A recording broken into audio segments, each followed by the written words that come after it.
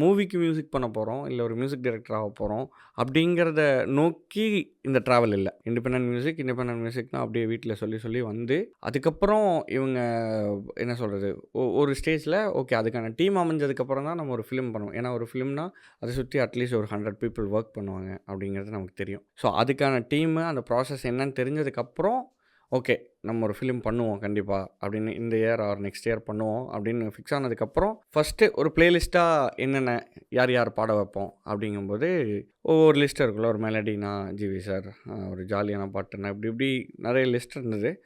அப்ரோச்சா அவங்க மாத்துனாங்க. மெலடி தான், but still ஒரு ஓப்பனிங் சாங். ஒரு ஜாலியான ஒரு அப்படியே ஒரு ஃப்ளோ ஆகுற ஒரு பாட்டு. அது யாரு பாடலாம் அப்படிங்கும்போது, லிஸ்ட் வச்சோன்னா லிஸ்ட்ட ஷஃபில் பண்ணோம். ஆ இது வந்து ஜிவி சார் பாடலாம்.